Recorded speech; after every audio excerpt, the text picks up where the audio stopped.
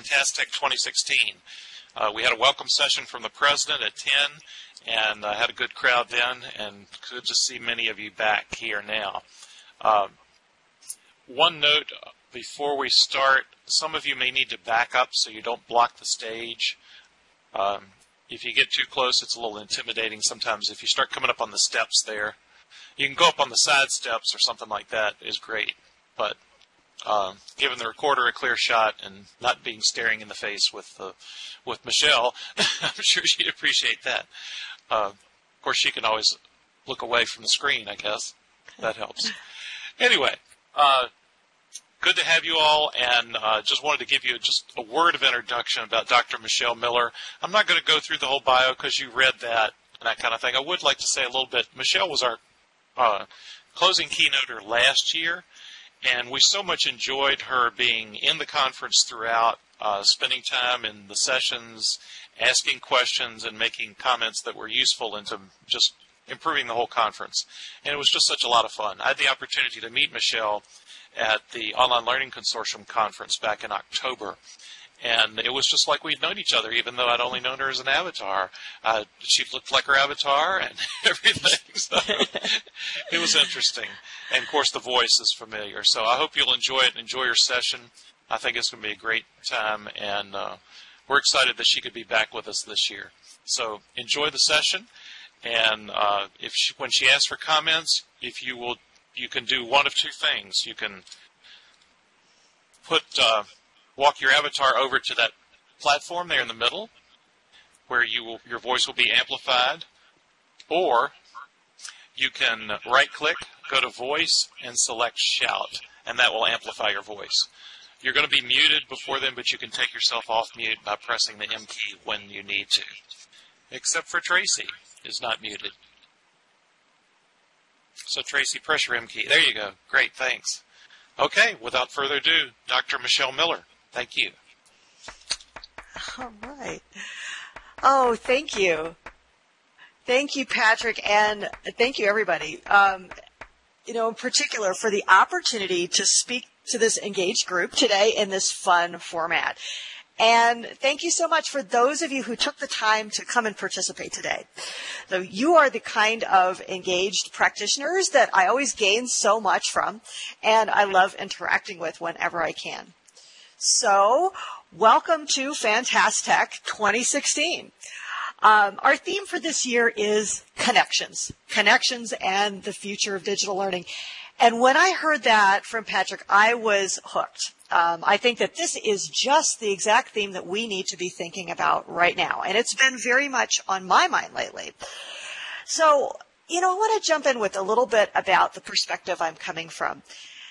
I started out my life as an academic and a teacher, as a research psychologist. And you're going to pick up on the fact that this orientation towards research, the cognitive and brain sciences especially, underlies a lot of what I do. But I am also a very practical person at heart. And, I'm always the one who's looking for solutions and looking for the things that we can do today with what we have and with the actual colleagues we work with to make things better. And that's where this idea of powerful connections comes in. So as I've gotten deeper into questions of how we bring together technology, psychology, and the learning sciences, I've realized that we have to connect those to practical questions of how we get innovative teaching practices implemented in real environments. So, that in turn gets into a lot of institutional, organizational dynamics that we've all encountered, but I feel that we don't often talk about in a frank way. And there's even connections outside of our institutions that we need to make if technology is going to realize its promise to transform learning worldwide. And an event like this is a great opportunity to start opening those questions and making those connections. So let's start here. Promise number one, the promise of technology. And this first promise is that technology expands access to higher education and to higher learning. right? So wave your hands or leap up in the air like Patrick's doing. Go crazy if you've heard this one before in some variation. Technology expands access, right? So, okay, on one level, yeah, this is a very straightforward idea. So if you can't physically get yourself to a place where you can do a face-to-face traditional program, well, here's something that you can do online, right? Or you can do part of it online. And, this is an important promise, sure. And, I can certainly relate to this because I come from a very unique region myself. That's where I work. I'm in an area with some of the most physically and socially isolated communities in the United States. And this picture in my background right here is from my neck of the woods in Monument Valley, near, among other things, the Navajo Nation. So I get this promise, right? But there's also a more nuanced thread, I think, to this access concept. There's more to access than just, physical proximity. And it's this. You'll get farther with your education. You'll learn more and maybe even in less time. And so we're better able to address individual learning needs, to personalize. So something, say, like a barrier in foundational math, that doesn't need to sideline you as a student from the course that you need or even the career that you want. And we can, and we do, identify these barriers so much more easily now with our technology. And we can address them without making everybody else stop out and do the same thing at the same time, right? And this is great. This is a great promise. And here's another promise that I think is really important, especially to me and the background that I'm from. And that's this. And it's that technology lets us instantiate learning science, right, in ways that we never could before. So here again, practical person that I am, I just love this idea. The idea that we could take these findings that have been piling up in research journals for years and years and years and put that in the hands of people in classrooms and implement those things, that's amazing. To make these ideas doable, sometimes even efficiently and sometimes on a large scale with our technologies. And, I've been writing about this and talking about this, as have other people, for what feels like a very long time now. And this is a big promise, right? That we can teach in ways that are better grounded in learning science. So I did want to kick off with highlighting some of these findings and ideas, big concepts from learning science that I think that we can really have at the front of our minds as we design our online learning experiences. But I did want to preface that with a bit of a caveat today, which is that I do just want to highlight some of these. This is not the talk where I'm going to be kind of digging into detail about the background and the backing for all of these ideas from learning science. Among other things, that's the talk I gave last year at Fantastech, and Patrick Spen has very graciously provided that talk if you'd like to go through it. So with that caution in mind, though, what are some of these ideas from learning science that I think are so important to us that we can start tapping into? Here's one broad group of them, the ones that I would subsume under applied memory, the findings from memory that we can harness in our learning designs to allow students to build a base of knowledge more efficiently and sometimes more effectively. Now, this topic also comes with its own caveat, which is this, that, all of us engaged practitioners and teachers know that memory is not all there is to learning, right? So I wanted to kind of defuse that sensitivity right off the bat. In no way am I trying to imply that memory is the only thing about learning we need to be concerned with, or even the most important thing. That said, I think many of us do believe that building that basis of knowledge is one of the important things that we accomplish with our teaching. So we talk about some of the key findings. Here's a couple. Now, first off is a group of findings around the testing or retrieval practice effect, right? And this is one that's gotten a lot of press recently, and it's really great to see a lot of people adopting and taking advantage of this more. in their teaching, especially with when the book Make It Stick came out. I don't know if you've seen this one, but talks a lot about this retrieval practice and testing effect. So it's basically this, that when we actually retrieve information, be that in a test, a quiz, or any other kind of even informal situation, when we pull it out of memory, we can pull it out more easily in the future. Right, so that's a better learning and memory activity than pretty much anything else we can do with our time. All right, so there's that effect. Now here's another though that is a little bit newer to the scene and not as many people have heard about, but I think it's very exciting, and that's test potentiated learning. So test potentiated learning is kind of a mouthful as far as a term, but it's pretty intuitive when you dig into what it is, and it's this. So as we know as memory scientists, when students just restudy information, kind of go back over it, that actually has very little effect on their ability to recall. So that's not a great use of time, but there's an exception. When we've taken a test, when we've tried to practice retrieving information and we miss an item, right, like we get a test question wrong, then when we go back and restudy, that actually works. So testing, and especially when we miss something and know we missed it, that kind of activates the effectiveness of restudy. So that's test potentiated learning. And you can look at that and say, well, wow, there's a lot we could do with that, with things like adaptive quizzing systems. So there's those effects. Here's another, which I put under this big umbrella of kind of the ability to optimally time and space practice. All right. So there's also a large research literature that says essentially this, that whether your study and practice actually makes a difference, its effectiveness depends a lot on how you time your practice. So if I say have 2 hours to study, I'm going to get more out of that if I chop that up into 4 half-hour sessions as opposed to 2 1-hour sessions, or 1 2-hour session, or break it up just by an hour at a time. Now, educational technology doesn't give us the ability to perfectly control when students sit down and study the information, but it gives us a lot more control than we used to have. So I can require that students practice on a daily basis, do reading quizzes and things like this to distribute their practice more optionally. So there's that group of findings. Here's some others that I think practitioners can tap into. The feedback factor, right?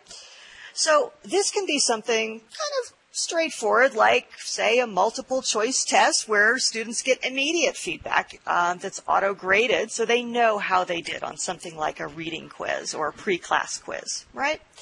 And that works especially well if, for example, we have a large test bank, so we are, just giving the same items over and over. But it can go deeper than that. You can use your technology to do things like distribute rubric scores for individual parts of a larger writing assignment. You can set up a question and answer forum online where students can ask questions about the material or the class itself and answer each other's questions as well. Maybe that could even be moderated by another undergraduate learning assistant.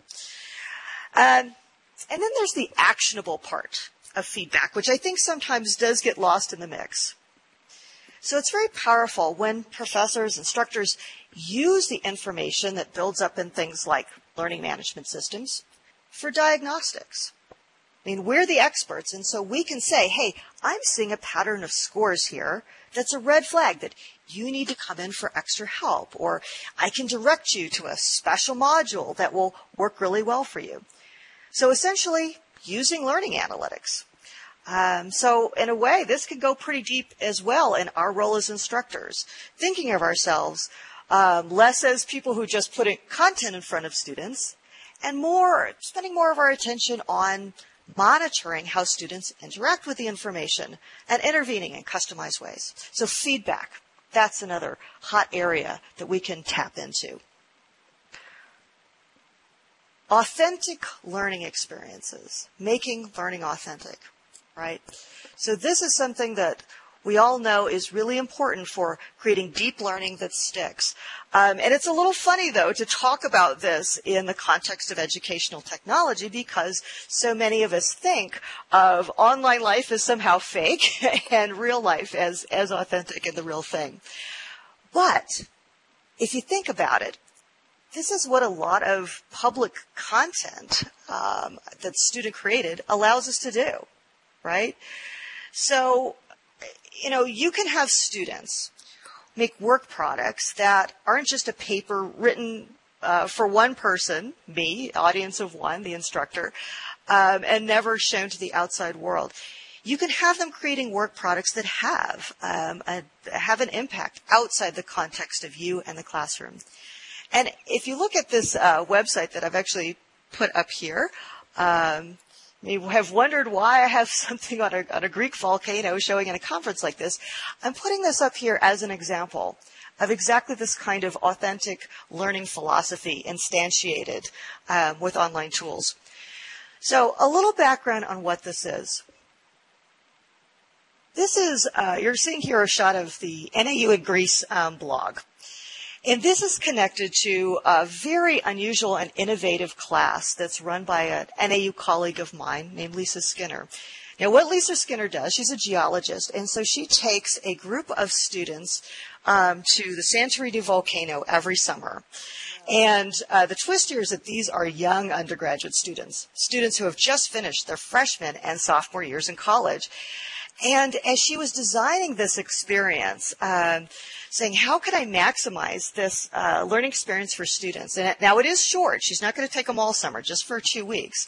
So she was casting about for what's the right way to have a learning activity that ties into this and maximizes it. Well, she thought about having a paper, having them do essay quizzes, and she hit on the idea of making this public blog where students would write about what they were experiencing and seeing, the history, the culture, the geology. And it served a dual purpose, and that's that these students also had some pretty concerned families back at home who really wanted to see, what is my student doing each day? How are they experiencing this? So mom and dad can see the blog. Other people, former student groups, they can all see the blog. Your friends can see the blog. And that really amps up the investment that students will make in an assignment like this. And here's one last one that I did want to highlight for you, and that is the role of multimedia. There is so much research, right, that shows that especially that when you are trying to illustrate a complex process or a dynamic, when you pair sound, visuals, diagrams, animations, that gets at these concepts so much more effectively than words alone. And if you're trying to teach or train something with a visual component, multimedia is really your best friend, right? So with those ideas in mind, let's think back to that promise. That's our promise. We want to do more for more people with a better basis in learning science than we've ever had. So our next question for today is, how close are we to delivering on this? Right? And I want to offer you a really, personal perspective that comes from working with a lot of faculty and many institutions over time in this topic. So I think there's so many reasons to be optimistic. And here's a couple reasons why I say this. First off, engaged faculty. Engaged faculty, instructional designers, and even administrators who, we give a hard time to our administrators sometimes, but many of them are passionately committed to realizing this promise. And whenever I attend an event like this, I'm just bowled over by how many practitioners are pouring their time, their effort, their professional capital into this. We also have this great point where tech has become mainstream in a way that it really wasn't in some of its early years and for some of our early careers. So I think we are blessedly past a lot of this early stuff about, can anybody really learn anything from a computer? And is this online thing just a fad, right? And the choices we have. We have so many technologies and tools to choose from today. It's no longer a question of just kind of trying to scratch around and say, oh, what could I possibly incorporate into my classes? I feel like sometimes I go to bed and I wake up and there's 5 more ed tech companies out there that I've never heard of. And they've got these great products that they've created and are so enthusiastic about learning. So literally overnight, we have more choices. But there are barriers. So I think that we still face some challenges. And although it's a little provocative, I do want to open up some of those challenges for you here today.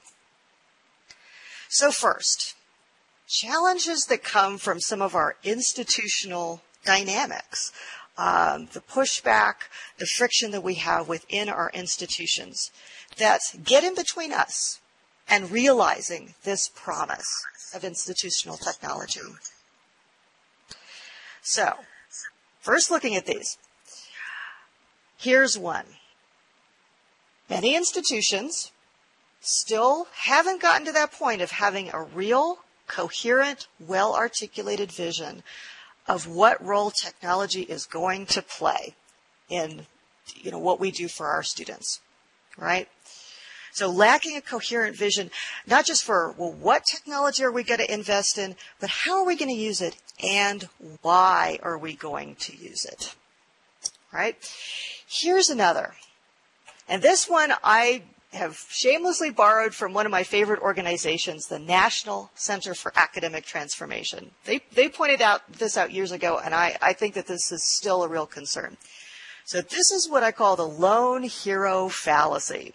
Okay, and it goes something like this. So here's our vision for technology in our institution. Well, how are we going to do it? Well, so-and-so is a real whiz with the technology, right? So maybe Bob down the hall, he's great with that stuff. And Sue in the next department over, she's fantastic. She just works wonders with this challenging class or this one group of students. And that's our plan. We're going to depend on Bob and Sue and these highly motivated individuals to carry us as far as what we're going to do with technology and our students. So actually wave your hand or jump up or go crazy if you think you've ever encountered some variation of the lone hero fallacy. All right, it's going to be the individual, some individual's going to carry this. Okay.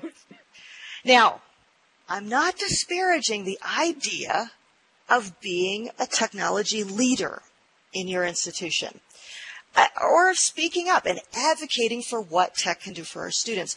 But it's problematic when we link technology to being the special project of a couple of special people. Among other things, when that person burns out because we've put too much on them or they move on, think about all that we lose. And it really doesn't support that idea of having a larger coherent vision, does it? Okay, here's another. The tech will fix it fallacy, okay? Now this one I run into a little less than I used to, so I think we've made progress as institutions. But here's how this goes. Okay, we want more educational technology on our campus, so we're going to start a grant program, and that will just somehow make student success go through the roof, right? Now we haven't actually analyzed our problems, which likely go a little bit deeper than not having enough tech, but we're also going to be sure to fall apart and run screaming when we run into any kind of initial problems or difficulties with the implementation. And if we don't see instant results, we're going to decide that this stuff just doesn't work. Okay, so tech will fix it fallacy. And lastly, there's one that it's a little hard to talk about because this has to do with the pushback we sometimes get from our colleagues. So, the faculty barriers and the faculty reactions around technology, I think we could put under this topic that there's sometimes this feeling or idea that when we do things online, blend, go hybrid, support face-to-face classes with teaching, that's kind of cheapening what we do. That when you put it online, you're kind of giving it away. So people will give us some real philosophical sounding objections to these. So, I think as well, as I have here, underlying this, what's the real fear? Having talked to a lot of people about some of the issues that they have and the questions they have, I think that sometimes those big philosophical objections of does tech cheapen our teaching, sometimes that conceals much more practical concerns that are sometimes well-grounded, such as this. How much time is this going to take? Am I going to get in way over my head? And if I run into problems or glitches, who pays the price? The students are going to come down on me in my student evaluations, and I don't know if I can handle that. So these fears and concerns that we get from our faculty colleagues can be bruising, and they can really slow down the progress that we make. All right. So those are some of our barriers in our institutions. But I'm not going to let the technology off the hook either. So, while this is hard, and I don't want to name a lot of names, because I know a lot of our tech providers are fantastic, and they work so hard to create these new innovative products for us, I think that sometimes our technologies could do more for us as well. So I'm going to activate a couple little barriers on the technology side too. So how does the tech itself sometimes get in the way of realizing our promises? So there's the group of issues that I'll call not ready for prime time. Okay, so just those basic issues with getting the thing to work smoothly with your students in your classroom and to use it. So tech that doesn't talk to your learning management system. Tech that doesn't output data in a form that you can really readily use for things like giving students credit for using it, right? If you're a veteran, for example, of some of our early student response systems, the clicker systems, then you know that this can be really aggravating and really make you question whether you ever should have adopted this technology in the first place. Here's another.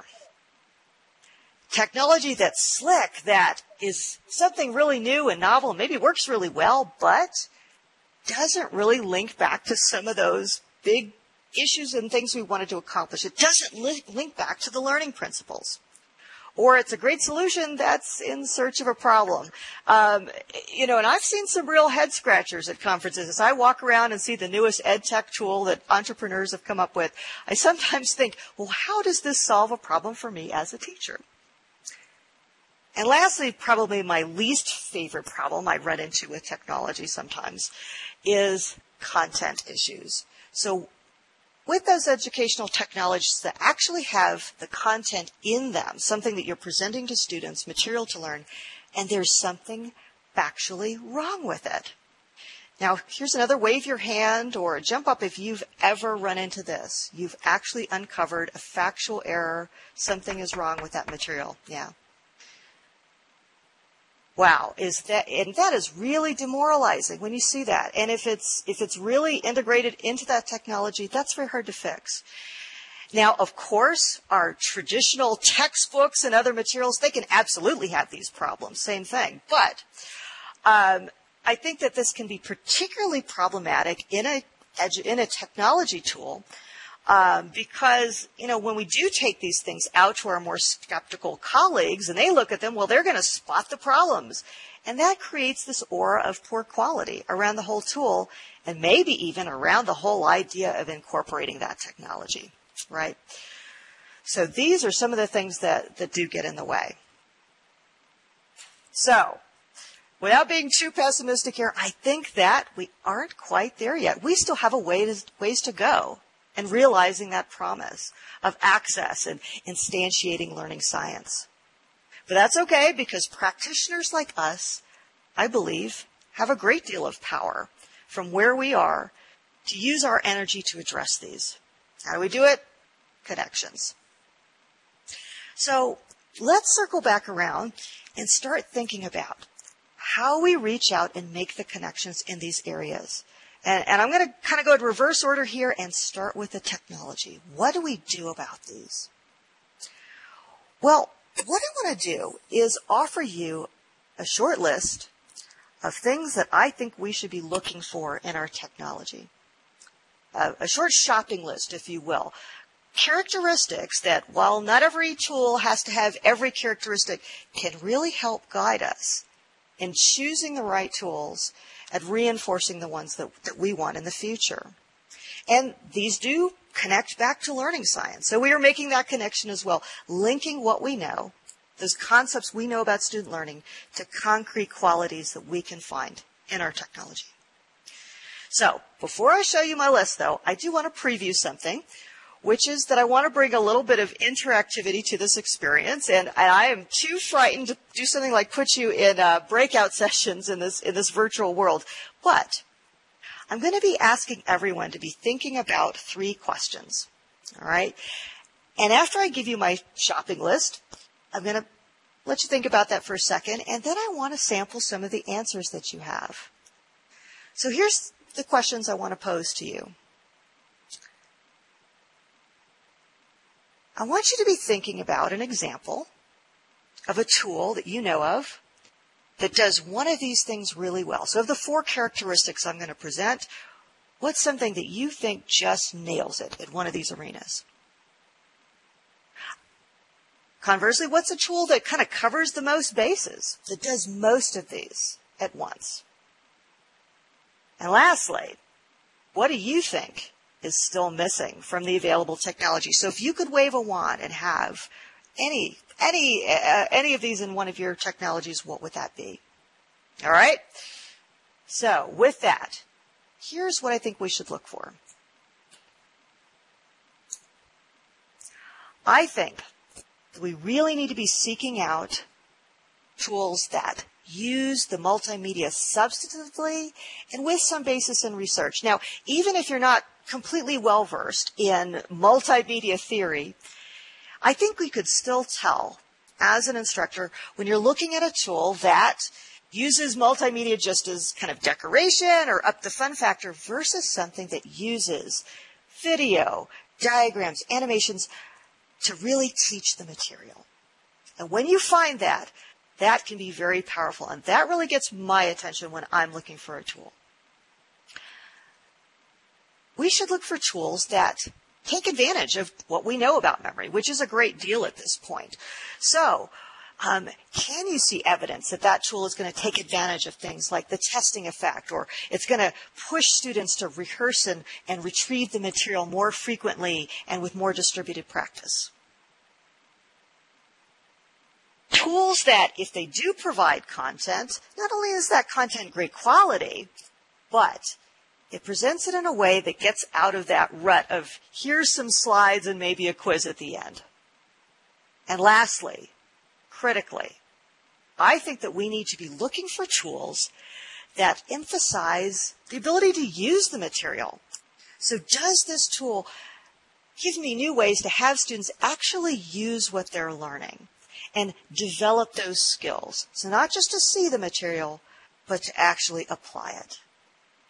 So those are 4 qualities that, as I said, really get my attention. And here's where I want to try to call on you to see what you have to offer as far as examples. So thinking about this first question, a tool that you think really maps onto one of these qualities really well. Anybody raise their hand, unmute themselves, or come to the microphone and tell us, just real quick, what's a good example of something that uses multimedia in a great way, gets students doing retrieval practice, something like that? What do you think? Anybody have a tool that think? And I'm surveying the crowd. I don't see any hands just yet. Well, let me open up all 3 of the questions then.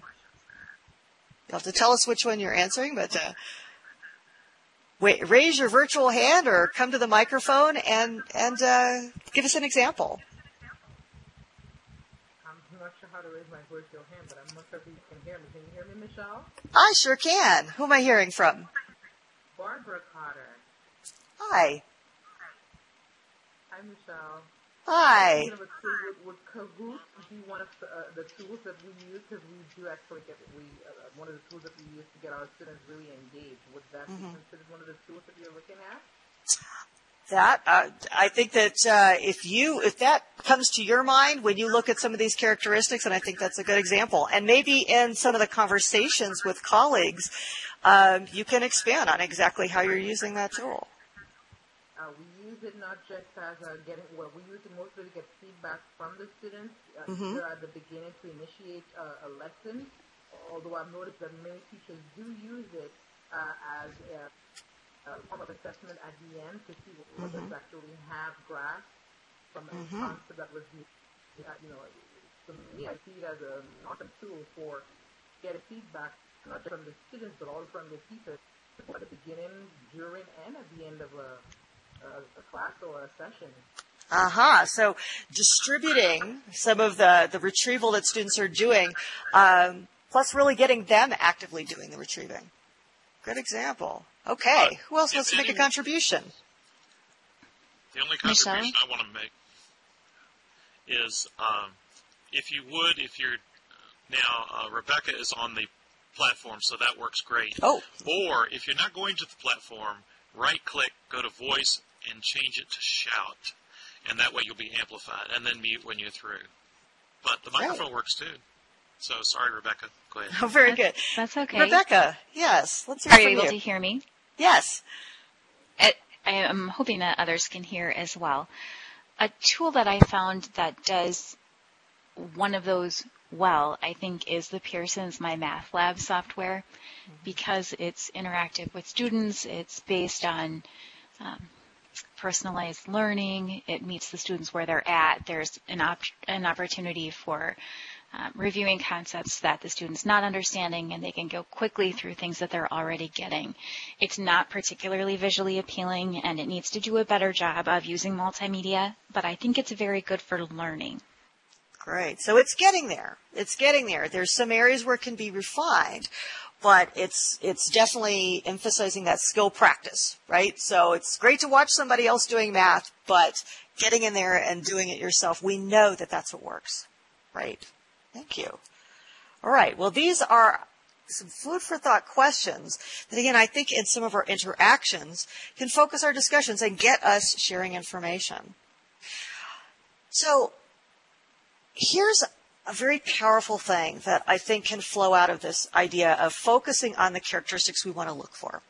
And that is opening up the connections to the tech providers, right? So when we find something that is accomplishing something for students, it's smooth and easy to use, and it's hitting these targets, we should trumpet that to the skies. We should tell our administrators that this is a high priority, that we have access to these. We should tell the companies that we like this and what we like about it. And conversely, when there's a miss, I think it's reasonable to reach out and say that as well. As you just mentioned with the critique, with some of the points about my math lab, here's how a good product can be made a lot better. And I think for us to get to that promise of what digital learning can do, we've got to open up more two-way conversations between the people who make the technology and those of us who are using it on the front lines. Now, I wanted to provide a personal experience as well, just with, what a small example of this two-way conversation can look like. And a recent interaction that I thought was very heartening. And that is my experience talking to a company called Flipped, which makes a phone app I'll tell you about in a second. And just so you know, I don't have any real connection to the Flipped company. I don't have any stake in it. I learned about it when one of their executives made a comment on an article that I'd written about student distractions in classrooms. Now, wave your hand if students distracted on their phones and other devices has been something of a friction point for you or people that you know. Yeah. All right. So that's a big one with many instructors. And so while we might not think of a phone app as educational technology, I think it can be used this way. So what Flipped does is it essentially locks down your phone voluntarily for a pre-specified amount of time and gives a bounce back message so that, it's not just total silence if people are texting you. And the twist here is that Flipped is also social, so that you can join a little group where the leader of the group can flip off. Sorry, that's what it's called. You could flip everybody off at once. So we could be studying together or in a class and say, okay, everybody, we're going to turn off our phones for now, and we're all going to do it. So, Flipped came up with this idea for other reasons, but very quickly realized that this has real applications for professors and classes. And I've talked to them on the phone and also corresponded to them by email, and they've been very open and receptive to, what would make this more usable for a real instructor in a real classroom. And they're actually running some pilots with faculty right now. And if you'd like to, there's my contact at the company. If you'd like to email her and let her know that I sent you, she can give you more information about how to pilot this in a class. And what they want to do is get the information back from faculty and use that to refine the product. So, that's been my experience of what can happen when you say, you know what, I'm just going to reach out and I'm going to say what I want if I'm not seeing something out there already. Now, turning back to those barriers at our institutions and sometimes with our colleagues and how we make connections that get us over those. So, opening up productive conversations with our colleagues about mindful use of technology or really any other kind of innovative innovation and change in our institutions. Here's something that I found incredibly effective, and that's this. That you open these conversations and continually reinforce this idea of student accountability, right? So we get derailed, I believe. We start out conversations with some kind of implication that this technology is a shortcut, right? That it's here to let students do less and to provide less. Now, what we need to do, on the other hand, when we start out by saying right off the bat, this is about getting students to invest effort, right? A lot of barriers come down. And, technology can and should be a tool to elicit the kind of productive effort that we, the teachers, the experts, know is necessary to achieve expertise. And so, when we look at it that way, EdTech isn't there to cheapen or to give anything away. It's there to make students accountable for what they need to do. So when students need to do more practice or revisit some content, well, it's on them to do that, but here is a way to make that happen without having to personally police everybody or follow them every step of the way. And, you take something simple like adaptive release of content, which I know a lot of us design into online courses. And so, with that idea, until you can solve something or demonstrate mastery, show that you've passed a basic content quiz, you can't move on. And that's a real way of making accountability a part of the course with technology. Using things like pre-class quizzes, as many of my colleagues do, that's another way to get students accountable before they come into class or lab that they've done the basic work to get the most out of that experience. And you would be amazed how many barriers come down when you make it clear that we're getting the students to engage and be accountable, not just to make things more complex for the faculty. And in a way, we're really starting our conversations around shared values, right? And when we do that, the barriers come down. So that's something kind of conceptual we can do when we approach people in our institutions to talk about what technology we're going to use and why. Now, kind of tackling some of our other dynamics and pushback reactions. Thinking back to that idea of our lone hero, that using technology effectively in institutions, that's the responsibility of just a couple of super motivated people.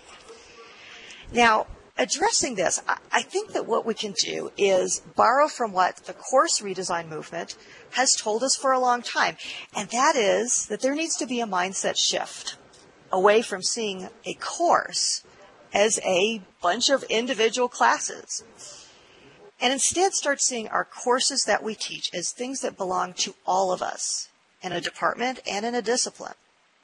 Which is not to say that we're trying to standardize or police people. Rather that we need to come together around some shared visions of what we want our courses to accomplish and what tools are critical that we're going to use to get that to happen. So when you move away from the lone hero It leads us towards a more planful, more consistent vision towards what tech we need to have in our courses and why. And believe it or not, this can also take the edge off of that issue around, this is really going to be too much work for me, and I'm kind of scared to do it. And I want to give you one very concrete example of how this can play out and what I mean by that. I want to take the example of reorganizing a course, a multi-section course, to designate an official coordinator. So wave your hand if any of you are formally doing this in your departments right now, having course coordinators in one form or another. All right? So this is becoming more common, but I wouldn't say it's completely commonplace yet. So what is a course coordinator, and how can that be important for tackling the lone hero issue? Well, you could construe this role in a lot of different ways, but really it's about having someone who's designated to speak for a course and whose responsibility it is to see that critical practices and objectives are carried across sections and across semesters, and that includes technology tools. Now, when we did this in Psychology 101 years back as part of a very formal redesign here at Northern Arizona University, this was a big component of it. And here's how we tackled it here. So our Psychology 101 course, we were running about 4 to 6 different large sections every semester. And we had traditionally done that just by kind of rounding up different instructors and having a common textbook and setting them loose. But what we did going forward is we designated this coordinator and counted this as part of their teaching. So that was a very intentional step for us to say, teaching Psychology 101, Intro to Psych, comprises many things, and coordinating the course is one of those things. Sometimes that person was also teaching a face-to-face section, and sometimes they weren't in front of students at all. But this was an integral part of the course. Among other things, this coordinator was responsible for setting up the learning management shell with critical tools that we'd agreed were really important to enhance the course and increase student accountability for learning the material before they came into class. So one of these things was setting up a test bank to do repeatable reading quizzes every week, so spaced practice across the semester with the material. And this was a huge project when we first tackled it. So it was on the coordinator to set this up the first time. We imported all these questions from the test bank. And we had to coordinate with the publisher. There was so much work that went on. And you could see quite reasonably that working alone, individual instructors hadn't been interested in doing that. But when it's the coordinator's job to do that, well, suddenly it's not so hard to say, yeah, I'm going to have these pre-class reading quizzes, and I'm going to have them consistently across the semester because they're already in my shell.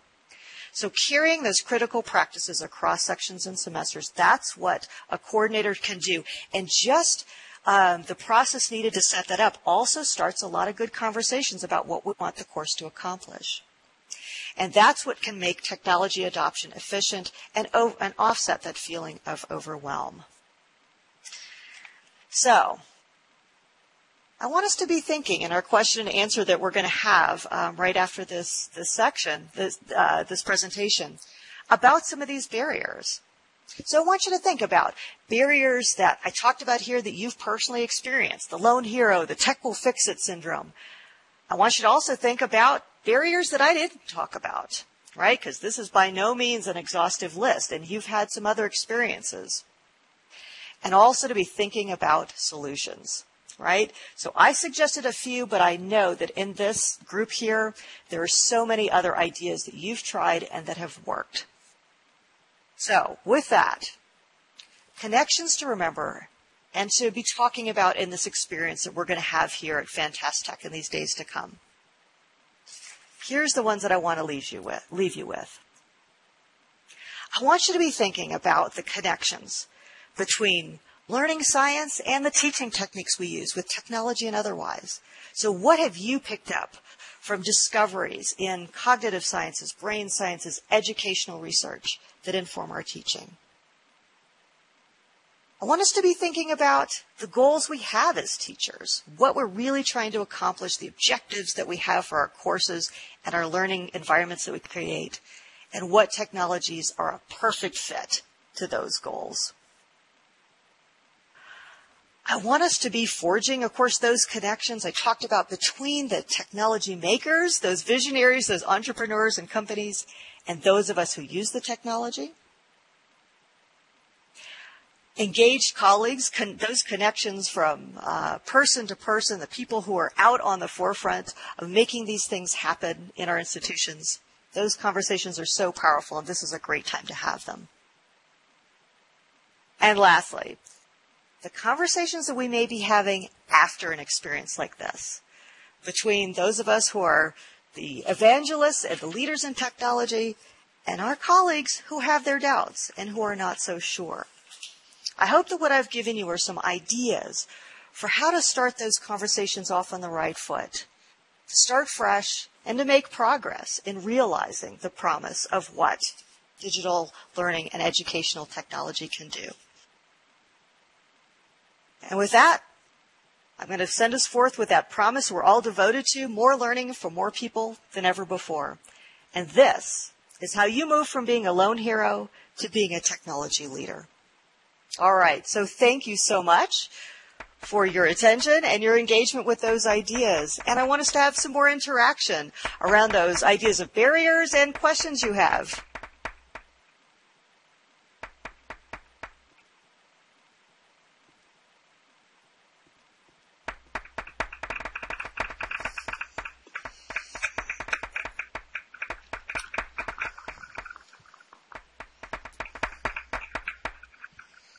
All right.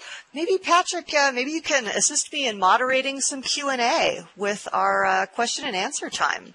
Well, we have a few minutes, but we do have another presenter at 1, so... Yes. Any of you have any questions, comments? No snide remarks, please. Oh. Remember, you have to press M to take yourself off mute. And also either go to the podium back there or right-click, voice, shout. Just a quick comment.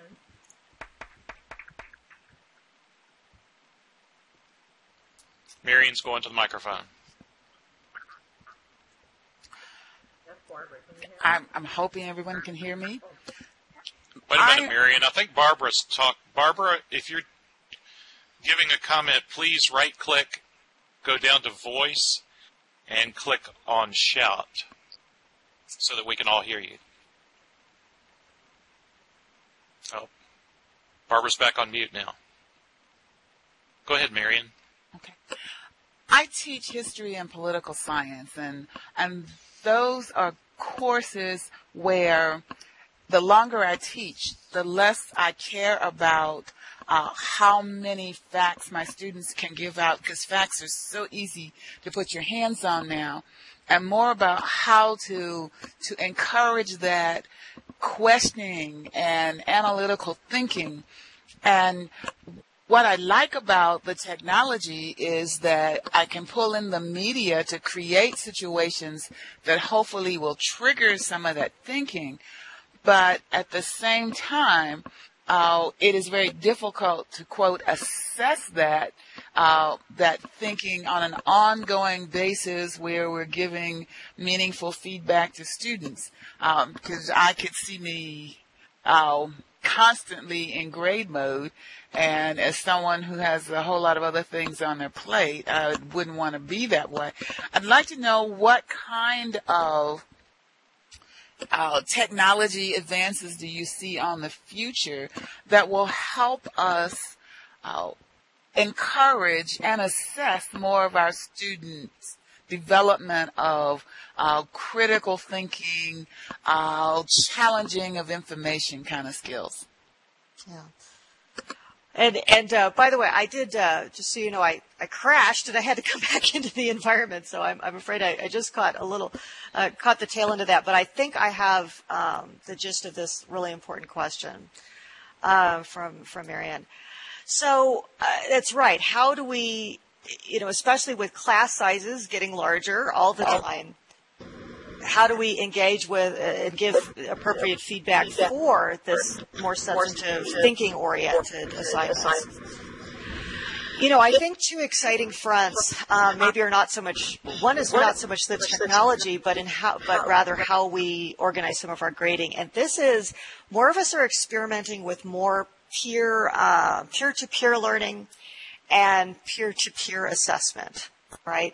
And obviously, this can be a very complex thing, but it is possible to set up systems that are fair and productive for students to give more feedback on each other's work products, sometimes before they get to you. So what you're looking at is something that's more refined and doesn't need quite as much kind of the more foundational feedback.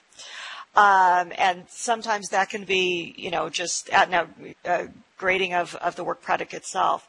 So that's one thing that I think that we can look at to offset and keep reasonable the grading load on the instructor. So that's one possibility. I think too we can always look at how much more can we automate and take off of our plate on that with respect to foundational knowledge. So, if I'm doing less of the grading on did students kind of get the knowledge foundation, the less I do in that realm, the more I can focus on are they getting the critical thinking of this? Are they seeing the connections among the different topics that I'm teaching? So we are not to the point of having some really quick out-of-the-box solutions to this question, but I think it's a really important one to be thinking about.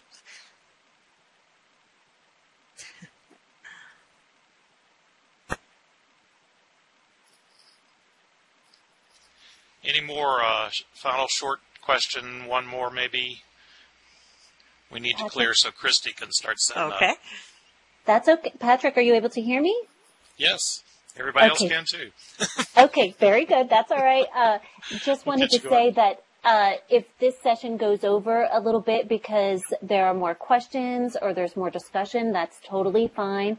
My presentation isn't going to run the entire hour from 1 o'clock to 2 o'clock, so I'm happy to share some time with Dr. Miller. Okay. Thank you, Christy. Okay, now you have no excuse if you've had that burning question you thought you didn't have time for. You're on. This is your chance to pick the brain.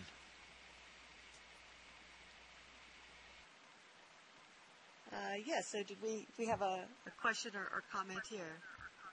Not really a question, just a quick comment. Sure. Barbara, please change your voice settings. We can't hear you. Oh, okay, hold on. Right-click and go to voice, and then go to shout. I am going to shout. Can you hear me now? Oh, yes. Great. Thank you. You're very welcome. Just a quick comment. I was very impressed with the presentation, by the way, Dr. Miller. And what I really wanted to say was that, a lot of this, quite frankly, a lot of the burden doesn't, in fact, rest on the cooperation, the collaboration, and the support that we get from administrators in seeing this actually to fruition. Because it's actually hard to use the technology, get the students engaged, if you don't have that backbone to support you. So I was really impressed with your presentation. Well, thank you. And I just decided to go provocative and put out on the table some of these issues that are hard that we don't talk about. So I wonder, can you maybe flesh out just a little bit of an example of, what does lack of support look like? Or what does support look like when it does happen? What does that look like to you as the faculty member? To me, I'm in the tech department, so to me, it seems like I have to be the one training getting an administrator who's not tech savvy seems to be the key there in the support not being there. Because I believe that, the fact that they're not wanting to probably try something new or they're a little bit tech phobic the reluctance and the weight seems to fall on someone like myself to have to train them as well as the faculty, and not just train, but to try and convince them to move forward, to utilize the technology in the way that I see the potential of it, going. When you don't have an administrator who is tech savvy or who is tech current, I should also say, it seems to put a huge bump in the whole process. That you want to see something going, you want to see the technology being mobilized to its fullest potential, but when they don't see that, as the number one priority at the time, it takes a lot of convincing, especially when they themselves, the administrators that is, are not, tech current and tech forward, so to speak. Right, and sometimes it's not even a matter of does this person kind of know all the latest tools that are out there, or can they use them themselves?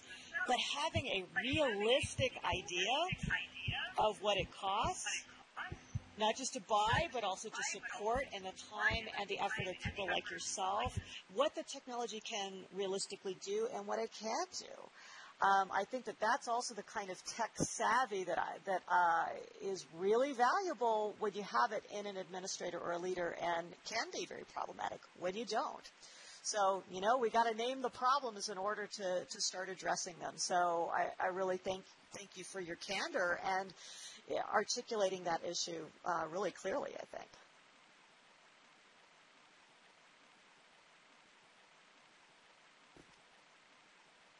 Other questions or comments? That was good, Barbara, I think. And just to comment on that, some people you just have to convince. You have to show them data. You have to show them results. And then they usually come around. But I think we have certain knowledge that when they don't have, they're not going to accept it without seeing some hard data themselves. So stay on top of the research. Be sure to feed that to those people and say, here's what's happening with this use of technology or that, and maybe we need to take a serious look at it. So maybe that can help.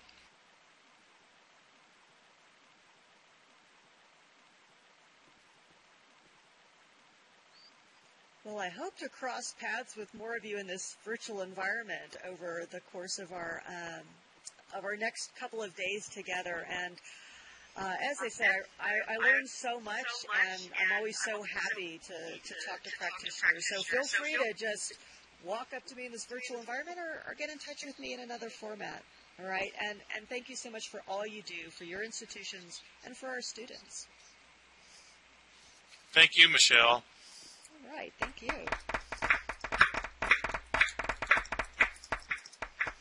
And